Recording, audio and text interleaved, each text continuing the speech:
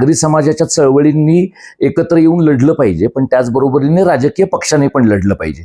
राजकीय पक्षांनी एकत्र येऊन लढलं पाहिजे असं वाटल्यावर आम्ही मार्क्सवादी कम्युनिस्ट पक्षाच्या अजित नवलेंना भेटलो, काँग्रेसच्या हर्षवर्धन सपकाळांना भेटलो.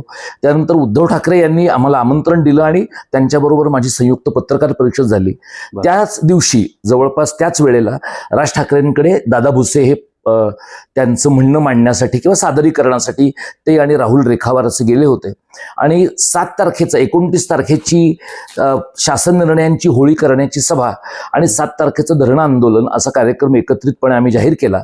त्याच वेळेला जवळपास अर्ध्या तासाच्या नंतर राज ठाकरेंनी त्यांचा कार्यक्रम 6 तारखेला जाहीर केला. त्या दरम्यान ज्या काही चर्चा उद्धव ठाकरे, राज ठाकरे आणि त्या दोघांच्या पक्षामध्ये झाल्या, त्यातून दोन्ही पक्षांनी वेगवेगळे कार्यक्रम घेण्याच्या ऐवजी एकत्रितपणे 5 तारखेला मोर्चा घ्यावा अशा निष्कर्षाप्रत ते आले. आणि त्यावेळेला आम्ही लोकांना हे स्पष्ट केलं होतं की हा कार्यक्रम जो काही आहे दोन्ही भावांच्या एकत्र येण्याचा, त्याचा आम्हाला आनंद आहे, कारण जनमानसामध्ये तशा प्रकारची भावना आहे.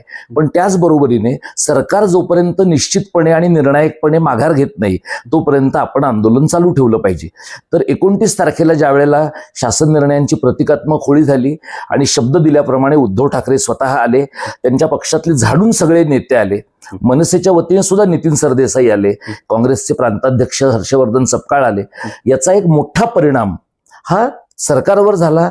आणि सरकारने, जे सरकार आधी असं म्हणत होतं की आम्ही अनिवार्य केलंच नाहीये, आम्ही सर्वसाधारणपणे हिंदी शिकवणार नाही आहोत, हिंदीला पर्याय दिलेले आहेत, लोकांचा हिंदीला विरोध का आहे, ती भारतीय भाषा आहे, तुम्हाला इंग्रजी चालते पण हिंदी का चालत नाही, अशा प्रकारचे शब्दच्छल करणारे आणि भ्रमित करणारे अनेक युक्तिवाद माननीय मुख्यमंत्र्यांनी पण केले.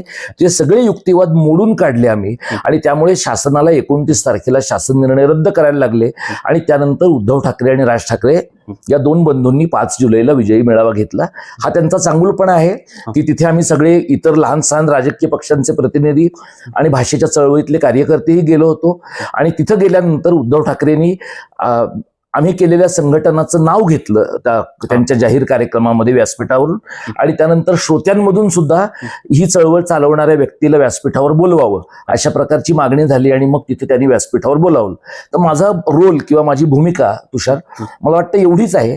दोन्ही भावांच्या मध्ये संघटनात्मक पातळीवर चर्चा होतच असेल, दोन्ही भावांच्या मध्ये जनमानसात काय इच्छा आहे याचा विचार होतच असेल. एका अर्थाने कावळा बसायला आणि फांदी तुटायला किंवा फांदी नीट व्हायला एकच गाठ पडली असं म्हणता येईल.